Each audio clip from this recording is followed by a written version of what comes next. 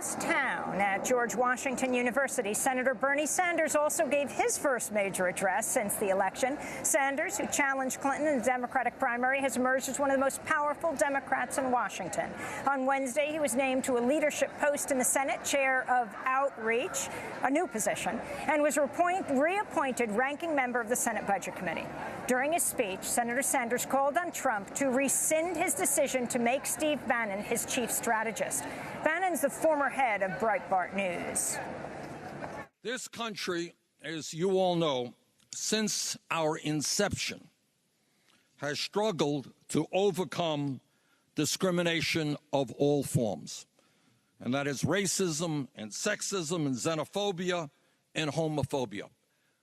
For hundreds of years, extraordinarily brave people have stood up, and some of them have died in the struggle to end discrimination in America. And I say to Mr. Trump from the bottom of my heart, and I know I speak for millions of fellow Americans, Mr. Trump, we are not going backwards in terms of bigotry. We're going to go forward in creating a non-discriminatory society.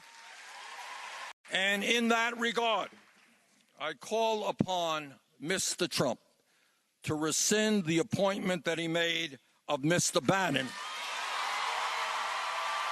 A president of the United States should not have a racist at his side. Unacceptable. That's Senator Bernie Sanders speaking Wednesday, but his speech was not solely an attack on Donald Trump. The Vermont senator said he hopes to work with the president-elect on a number of issues. Mr. Trump said, unlike many Republicans, the vast majority of the Republicans, he said he will not cut Social Security, Medicare, and Medicaid. Now, I believe we should expand Social Security. I believe in a Medicare for All program, but that is what he said. And pay attention to see what he now does. The question that will be resolved pretty quickly is whether or not everything that he was saying to the working families of this country was hypocrisy, was dishonest, or whether he was sincere. And we will find that out soon enough. But number one, no cuts, says Mr. Trump, to Social Security, Medicare, and Medicaid. Mr. Trump says he wants to invest $1 trillion in rebuilding our crumbling infrastructure. That is a good sum of money. That is exactly what we should be doing, and we can create millions of good-paying jobs if we do that.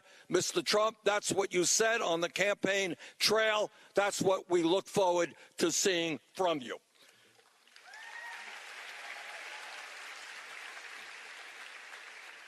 Now, I happen to believe that the federal minimum wage of $7.25 today is a starvation wage, that it should be raised to $15 an hour, a living wage.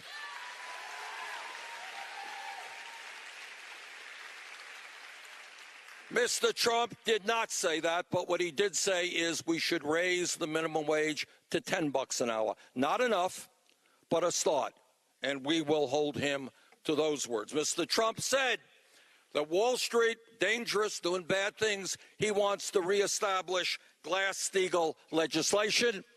I look forward to working with him.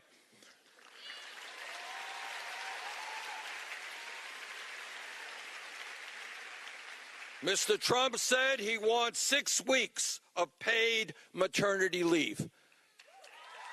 Well, every other major country on earth has, I think, at least 12 weeks of paid family and medical leave, but this is a start.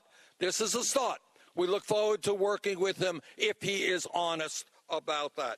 Mr. Trump said throughout his campaign, a cornerstone of his campaign, he wants to change our disastrous trade policies.